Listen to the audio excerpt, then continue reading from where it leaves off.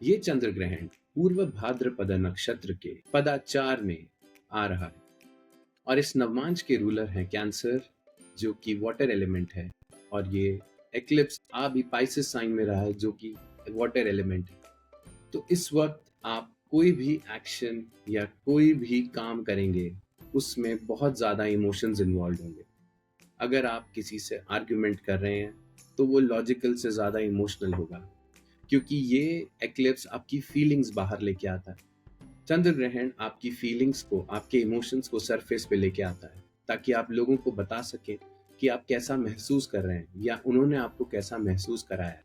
या फिर आप इस ग्रहण के ऊपर उस जने से परमानेंटली सारे टाइज खत्म कर सकते हैं।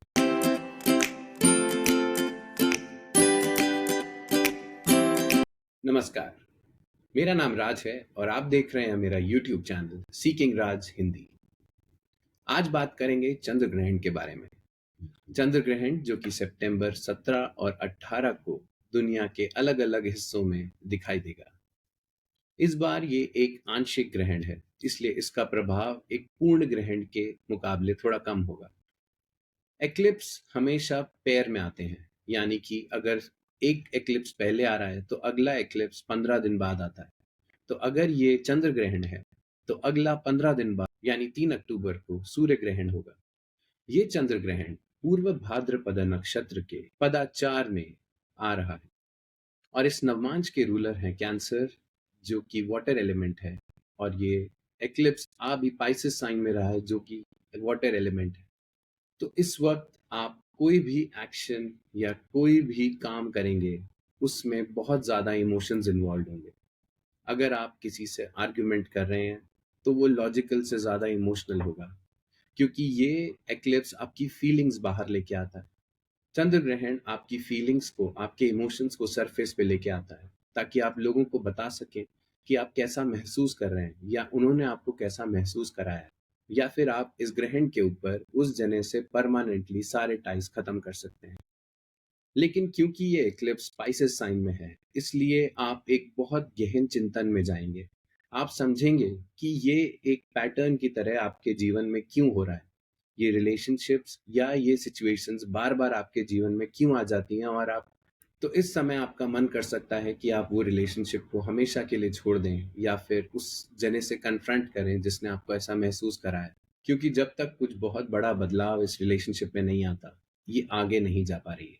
ये एक ऐसा समय भी है जब आप अपना पुराना रूटीन बदल के एक नए रूटीन में जाने का प्रण लेंगे। आप कहेंगे कि मैं अपने डाइट पे, अपनी हेल्थ पे और अपने आप पे अब ज़्यादा काम करूँगा या करूँगी, क्योंकि इस समय आपको एक पैटर्न से बाहर आना है, क्योंकि ये एक ऐसा समय है जहाँ आप अपने अंदर एक बहुत बड़ा बदलाव महसूस करेंगे। चंद्र ग्रहण के समय कुछ महत्वपूर्ण बातें। सबसे पहले, अगर इस समय आप कोई भी मंत्र जाप करते हैं तो उसका असर 1 लाख गुना ज्यादा होता है। अगर कोई भी मंत्र इस समय किया जाए तो उसकी सिद्धि बहुत आसानी से हो जाती है। मून हमारा मस्तिष्क है और राहु उसमें कंफ्यूजन पैदा करता है। क्योंकि हमारा दिमाग इस समय बहुत ऑक्यूपाइड है, इसलिए सारे रिएक्शंस हमारे इमोशनली होंगे। कोई भी रिलेशनशिप को इस वक्त डील करने के लिए हम अपना इमोशन यूज करेंगे। हम सामने वाले को ये बताना चाहेंगे कि हम कैसा महसूस कर रहे हैं। पूर्व भाद्रपद नक्षत्र का चौथा चरण ये जुपिटर रूल करता है। जुपिटर को जब राहु अफ्लिक्ट करता है तो इस समय आप नोटिस करेंगे कि आपके रिलीजियस बिलीफ्स कोई चैलेंज कर रहा है और उस वजह से कोई कॉन्फ्लिक्ट पैदा हो गया है। कुछ सवाल जो एक्लिप्स के आसपास हमेशा पूछे जाते हैं कि अगर ये एक्लिप्स मेरे शहर में, मेरे कंट्री में नहीं दिख रहा है, तो क्या मुझे इसका असर मिलेगा, क्या इसका प्रभाव मेरे ऊपर भी पड़ेगा? तो जवाब है हाँ। एक्लिप्स का प्रभाव आप पर तब भी पड़ेगा अगर वो आपके शहर में नहीं दिख रहा है तो, क्योंकि जो एनर्जी आपको अफेक्ट करती है वो है चंद्रमा की एनर्जी। और जब राहु उसे एक्लिप्स करेगा तो उस एनर्जी का असर आप पर तो पड़ेगा ही। इस समय लोग कहते हैं कि बड़े बड़े डिसीजंस लेने से बचना चाहिए, लेकिन मेरा ये मानना है कि एक्लिप्स एक ऐसा समय है जो सृष्टि ने, ईश्वर ने ऐसे समय पर दिए हैं हमें, कि कुछ चीजें जो हम बहुत जोर से पकड़ के बैठे हैं या फिर हम छोड़ नहीं पा रहे हैं, जो हमारा अब कोई पर्पस सर्व नहीं करती, जो हमें आगे अब काम नहीं आने वाली है, चाहे वो कोई रिलेशनशिप हो, चाहे वो कोई बात हो, इस समय वो सब चीजें सरफेस पे आएंगी और आपको वो सब रिलीज करना पड़ेगा। तो जो इवेंट्स इस समय एक्लिप्स पे होते हैं वो आपके हाथ में नहीं होते हैं, ये इवेंट्स भी पहले से तय होते हैं और ये जब होते हैं तो इनका रिएक्शन ही सिर्फ आपके पास होता है। आप उन इवेंट्स पे कैसे रिएक्ट करेंगे? कुछ सावधानियां एक्लिप्स के समय हमें क्या रखनी चाहिए?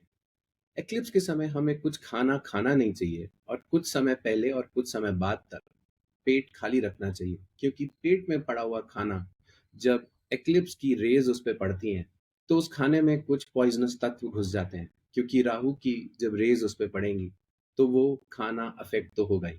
और ग्रहण को बिना चश्मे के नहीं देखना चाहिए, क्योंकि उस समय जो राहु की एनर्जीज हैं वो हमारे एनर्जी सिस्टम को अफेक्ट करती हैं। तो अब मैं बात करूंगा ज़ोडिएक साइंस के बारे में। लूनर एक्लिप्स का उन पर क्या फर्क पड़ेगा? आप इसको अपने असेंडेंट से देख सकते हैं, जिससे आपको पता चलेगा कि आपके जीवन में मटीरियली क्या हो रहा है। और आप इसको मून साइन से भी देखें, जिससे आपको असल में इमोशनल लॉस जो हो रहा है वो किस चीज का हो रहा है ये पता लगेगा। जैसे अगर आपका असेंडेंट एक्वेरियस है और मून साइन वर्गो है, तो असेंडेंट को ये फिजिकली फील होगा, या तो उनको कुछ पैसे जो मिलने वाले थे वो नहीं मिले हैं और वो फाइनेंशियली अब बहुत ज़्यादा वीक फील कर रहे हैं। और इमोशनली, क्योंकि वो वर्गो है और एक्लिप्स उसके सामने पाइसेस में हो रहा है, तो वर्गो को ऐसा फील होगा इमोशनली कि कोई रिलेशनशिप का ब्रेकअप हुआ है इस समय, या कोई पार्टनर बिजनेस पार्टनरशिप का ब्रेकअप हुआ है।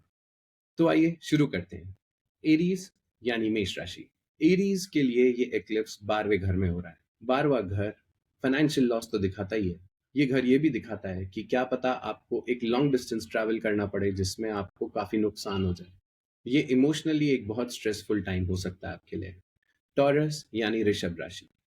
एक्लिप्स आपके 11वें घर में हो रहा है।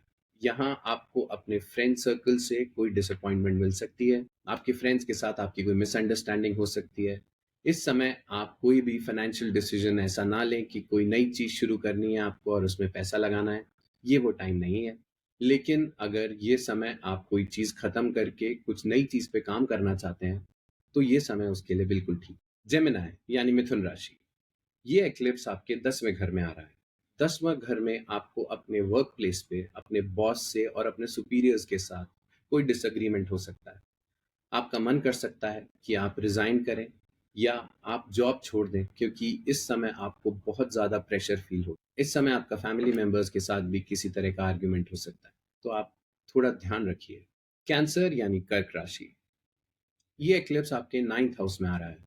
तो आपको आपके फादर फादर फिगर या गुरु के साथ किसी तरह का डिसएग्रीमेंट हो सकता है। उनकी हेल्थ को कोई इशू हो सकता है, या आपको ऐसा लग सकता है कि कोई रिलीजियस बिलीफ्स आपके जो हैं उसको कोई हिला रहा है, या आप कोई एक वैल्यू सिस्टम से बड़े हुए हैं और सडनली आपको कुछ और रियलिटी दिखाई जा रही है।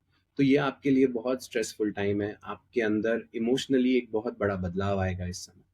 लियो यानी सिंह राशि। सिंह राशि के लिए ये एक्लिप्स 8वें घर में आ रहा है। इस समय कोई बहुत बड़ा इन्वेस्टमेंट या कोई एक इनहेरिटेंस का मामला है जो अटका हुआ है, और आपको उसके लिए किसी तरह के लड़ाई झगड़े में या वर्बल कन्फ्रंटेशन में पड़ना पड़ सकता है। आपको या तो कोई इनहेरिटेंस के लिए या कोई प्रॉपर्टी रिलेटेड मैटर के लिए आप किसी आर्ग्यूमेंट में, किसी कन्फ्रंटेशन में पड़ सकते हैं। इस समय कोई बहुत बड़ा अमाउंट किसी प्रॉपर्टी में इन्वेस्ट मत कीजिए, आप ये डिसीजन बाद में रिग्रेट कर सकते हैं। वर्गो यानी कन्या राशि। कन्या राशि के लिए इस वक्त ये एक बहुत स्ट्रेसफुल टाइम है, क्योंकि आपके पार्टनर के साथ आपका एक बहुत बड़ा इमोशनल डिसएग्रीमेंट हुआ है। आप दोनों सेम पेज पर नहीं हैं और ये समय आप दोनों अलग रास्ते जाना चाहते हैं, क्योंकि आप बहुत ज़्यादा हर्ट फील कर रहे हैं अपने पार्टनर के एक्शंस की वजह से। आपको अपने आप पे बहुत काम करना पड़ेगा इस वक्त, अपने आप को इस लॉस से या इस सिचुएशन से बाहर निकालने के लिए धीरे धीरे अपना रूटीन बदलना पड़ेगा। और 15 दिन बाद जब सोलर एक्लिप्स आएगा तो एक नई साइकिल, एक नई शुरुआत आपके जीवन में होगी। लिब्रा यानी तुला राशि। तुला राशि के लिए ये एक्लिप्स उसके छठे घर में आ रहा है। छठे घर में उनको अपने कलीग्स के साथ वर्क प्लेस पे बहुत सारे डिसएग्रीमेंट्स फेस करने पड़ सकते हैं। एक बहुत हीटेड इमोशनल आउटबर्स्ट भी हो सकता है, जहाँ पे आपको लगेगा कि सामने वाला आपके खिलाफ कॉन्स्पिरेसी कर रहा है और आप उसको कन्फ्रंट करना चाहते हैं। काम पर जितना स्ट्रेस है उसके कारण आपका डेली रूटीन अफेक्ट हुआ है, जिससे आपकी परफॉर्मेंस पे, चाहे वो काम हो चाहे वो पर्सनल लाइफ हो, दोनों पे फर्क पड़ा है। इसलिए आपको अपने रूटीन पे वापस ध्यान देना चाहिए। स्कॉर्पियो यानी वृश्चिक राशि। स्कॉर्पियो के लिए ये एक्लिप्स 5वें घर में आ रहा है। 5वें घर में आपका कोई लव अफेयर है जो कि इस वक्त खत्म हो सकता है। कोई एक इमोशनल आउटबर्स्ट आपके पार्टनर का या आपका एक दूसरे की तरफ हो सकता है।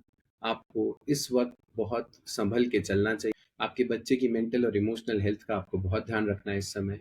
और प्रेग्नेंट लेडीज को इस वक्त अपना बहुत ज्यादा ध्यान रखना है। सैजिटेरियस यानी धनु राशि।